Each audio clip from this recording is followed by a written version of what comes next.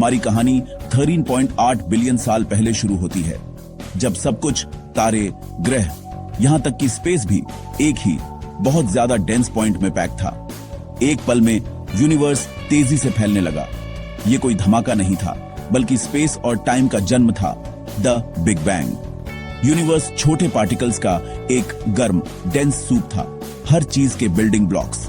जैसे जैसे ये फैला, ये ठंडा हुआ, जिससे प्रोटॉन और न्यूट्रॉन बन सके। हजारों सालों तक लाइट एक चमकते हुए कोहरे में फंसी रही। आखिरकार यूनिवर्स इतना ठंडा हो गया कि एटम ज्यादातर हाइड्रोजन और हीलियम बन सके, जिससे पहली बार स्पेस ट्रांसपेरेंट हो गया। ये पहली लाइट, कॉस्मिक माइक्रोवेव बैकग्राउंड, आज भी डिटेक्टेबल है। हमारे यूनिवर्स की एक बेबी पिक्चर।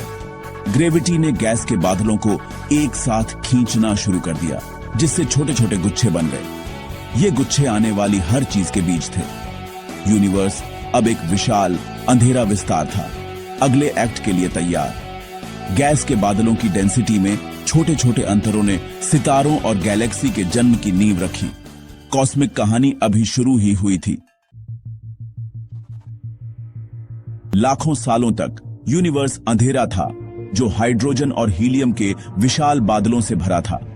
ग्रेविटी ने धीरे धीरे इन बादलों को एक साथ खींचा, जिससे डेंस रीजन्स बने, कॉस्मिक नर्सरी, जिन्हें नेबुला कहते हैं।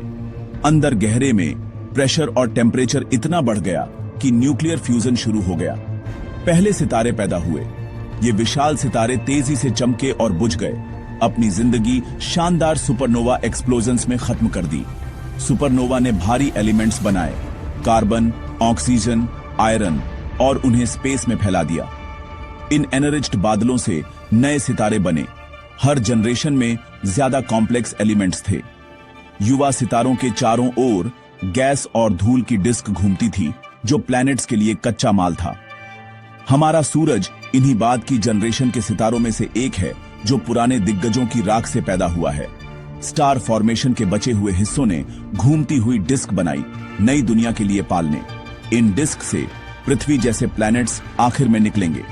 यूनिवर्स अब सितारों, गैलेक्सी और जीवन के लिए सामग्री से भर गया था। लगभग 4.6 बिलियन साल पहले हमारा सूरज गैस और धूल के घूमते हुए बादल से बना था। उसके चारों ओर एक प्रोटोप्लैनेटरी डिस्क घूमती थी, धूल, बर्फ और गैस से भरी हुई। छोटे कण एक साथ चिपक गए, जिससे वे कंकड़, फिर पत्थर, फिर प्लैनेट्स छोटे छोटे ग्रह बन गए। ग्रेविटी ने इन पिंडों को टकराने और जुड़ने के लिए प्रेरित किया, जिससे बड़े और बड़े ऑब्जेक्ट बने। इनमें से एक प्रोटो अर्थ थी, जो हर टक्कर के साथ बड़ी और गर्म होती जा रही थी। शुरुआती सौरमंडल एक अराजक डिमोलिशन डर्बी था, जिसमें लगातार टक्करें होती रहती थीं। हर टक्कर ने गर्मी बढ़ाई, जिससे युवा पृथ्वी पिघली हुई चट्टान का एक गोला बन गई। लाखों सालों में प्रोटो अर्थ ने अपनी ऑर्बिट साफ कर दी, एक प्रमुख ग्रह बन गई। हमारी दुनिया के लिए कच्चा माल अब अपनी जगह पर था, ठंडा होने और बसने का इंतजार कर रहा था। पृथ्वी की धूल से ग्रह बनने की यात्रा शुरू हो चुकी थी। 4.5 अरब साल पहले पृथ्वी एक पिघला हुआ गोला थी। उसकी सतह मैग्मा का एक उबलता हुआ सागर थी। तीव्र गर्मी हिंसक प्रभावों, रेडियो एक्टिव क्षय और बनने से बची हुई ऊर्जा से आती थी।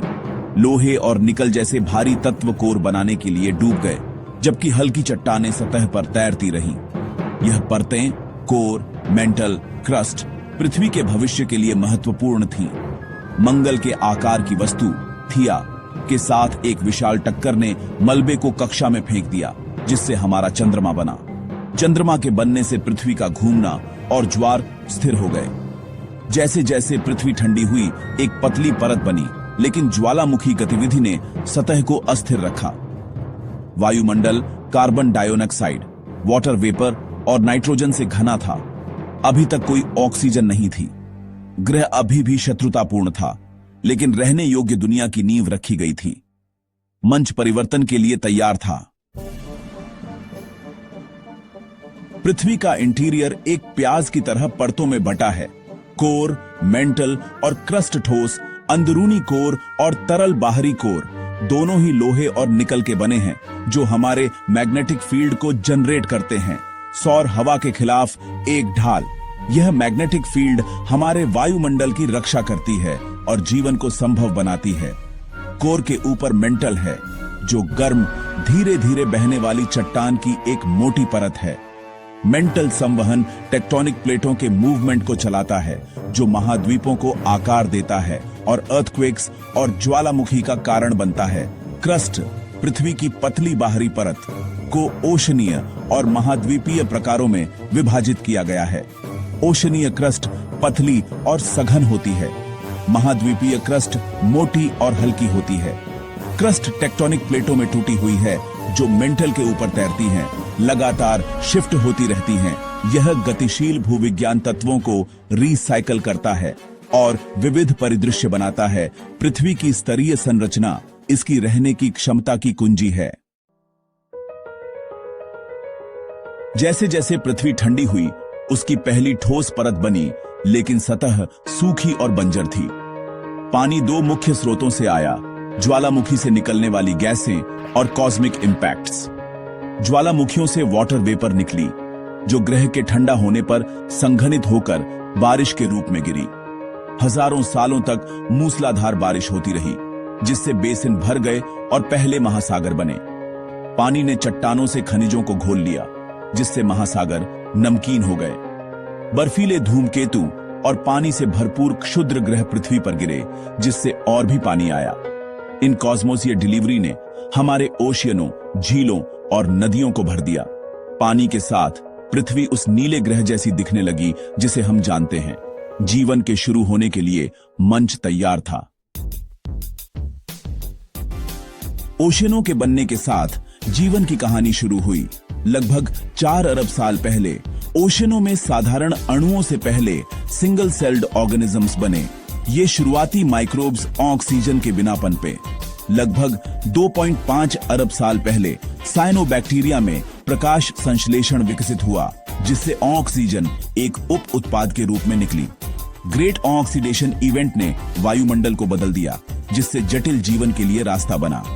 ऑक्सीजन ने बहुकोशिकीय जीवों और अंततः भूमि पर जीवन के विकास की अनुमति दी। समय के साथ पौधे, जानवर और कवक दिखाई दिए, जो अनगिनत रूपों में विविध हुए। विकास की लंबी यात्रा साधारण कोशिकाओं से जीवन के विशाल जाल तक ले गई, जिसमें हम भी शामिल हैं। पृथ्वी एक जीवित ग्रह बन गई।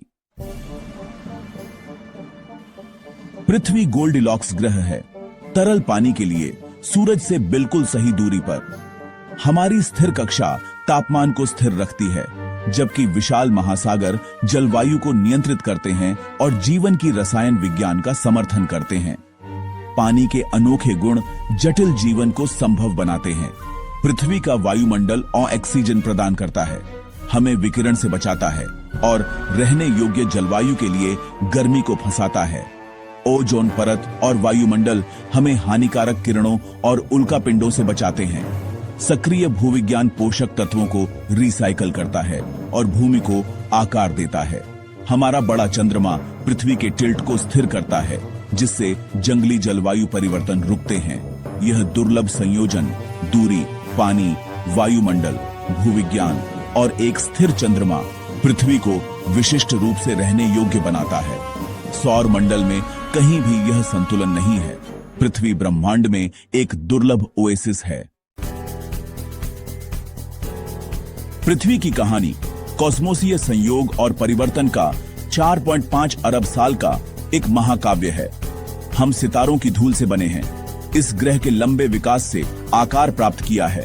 अब मानवता के पास पृथ्वी के सिस्टम्स को वैश्विक स्तर पर बदलने की शक्ति है। हमारे कार्य उस नाजुक संतुलन को खतरे में डालते हैं जो जीवन को संभव बनाता है। पृथ्वी की रक्षा करना केवल प्रकृति के बारे में नहीं है, यह हमारे अपने सर्वाइवल के बारे में है। हमें अपने ज्ञान का उपयोग स्थायी रूप से जीने और उन सिस्टम्स की रक्षा करने के लिए करना चाहिए जो हमें बनाए रखते हैं।